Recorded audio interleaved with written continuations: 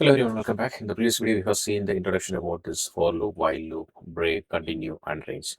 In this video, we are going to see more examples of these loops and all. Okay, let's go ahead and see a few more examples so that the concept will be more clear. So I'm going to have a few examples. First of all, I'm going to have a names list where we have some name called Alice, Bob, then Ram, then Karthik. Okay, I'm going to iterate through this list and going to print them one by one. Okay, I can use for loop for name in names, print name. What it is going to do, it is going to iterate through this list and print one by one. Print one by one. See, Alice, Bob, Ram, Karthik is printed. Let's go ahead and see some range. Suppose the same example I can take. This already we have seen before. Same we have seen. I'm going to say one condition. If name equal to ram, then I say f string found ram. Once we found that name, that's fine. I can exit the loop. I forgot to add the colon. See, found ram, we just exited the loop. Let's continue. We have seen this one. Now we are going to see the range function. We have seen this for loop. For loop with range, let's see. For I in range, of what? In range of, we can give range in different way. Either we can say 10, then print I, we can give this one, it will give 0 to 9. Now I'm going to take the same thing here. I'm just going to say 1 comma 10. I need to print from 1 comma 10. Why I'm giving this one? In range, we can define something called start, stop, and step. Okay, from where to start, where to stop, and what is the step size it has to go. Here I'm going to specify step is 2. In that case, what it is going to do, it is going to say 1, 3, 5, 7, 9. Suppose if I'm asking to start to 0, then what it is saying 0, 2, 4, 6, 8. Suppose if the step is 3, then it will be 0, 3, 6, 9.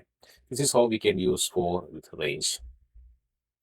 Let's go ahead and see some other example. Suppose if you want to print in a backward, that is countdown, then for I in range, then we need to specify starting point from where. Starting point, suppose engines start is 10 and count up to 1. And what is the step? -1. Step is -1. What it is going to do? It is going to count down from 10, 9, 8, 7, like that. And print I.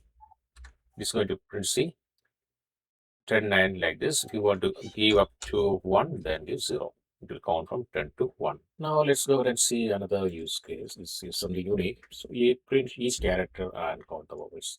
Suppose I have a word equal to. Suppose if you want to print the characters of this one, if you want to print the characters of this word, then we can go ahead with for I word, because string is iterable. Print I. Let's see what it is giving. See, it is given word character by character. It is good. Suppose if you want to print it in the lower case, then we can see dot lower. If you call this one, then it is going to print it in the lower case. It is going to print in the lower case. Now I have this word, I have this forward for loop to print each of them. Let's go ahead and give some condition. Okay, if I in this second string A E I O U, if I is available in any of this any of these vowels, then only I need to print. Let's see how many of them will print here. See, E U A I O. I want to print the each character and count number of vowels. Suppose I have this education as a word. I'm going to print for character in this word, print character. It is going to print all the character. Okay, that's absolutely fine. There is no issue with that. Now I'm going to iterate through this word. Okay, if I have the character, I want to convert into lowercase. Here dot lower. I want to compare whether this character available in with the vowels in, and we are just going to give another string of vowels, another string of vowels, vowels. If it is there, then I need to do a count. I need to start counting them. Okay, count plus equal to 1. But we need to initialize this count somewhere, right? So I'm going to initialize count equal to 0. Now what is happening? Initially count equal to 0. Now I'm going through this word as string is an iterable object. We can print all the characters in the string. Then once it is printed, now I'm going to see how many vowels are there. I'm just going to convert each character into lowercase, then compare with the vowel string. If it is there, then it will increment the count. Suppose, and finally we want to print them, right? We want to print vowel equal to count vowels, comma count is going to print vowels. See, hey, education, we can see how we are there. E1, U second, third is A, fourth is I, and fifth is O. We have 5 hours. This is how we can use the for loop and this no lower and all we have seen in the string, now string operations previously. Let's go ahead and see another use case. Stop and says the loop. Says loop, the moment it match found, it will stop. Stop the says loop. In this case, we have to use something called this while loop. Okay, what we are using while true, um, text equal to input under the text. If text equal to quit, break. Otherwise, print test. Let's see whether it will work or not. Here I can say hello. It will print hello. Again, this prompt is open. Then hi. It will say hi. How are you? It will say how are you. The moment I type quit, it will exit the loop. Suppose if you start again once again, I'm typing here quit,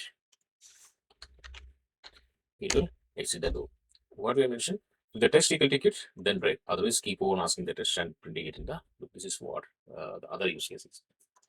And let's see anything else is pending. Another important topic is we can use else along with the for and while loop. Let's go ahead and see this example. I'm just going to search the number 25, okay, in this number list.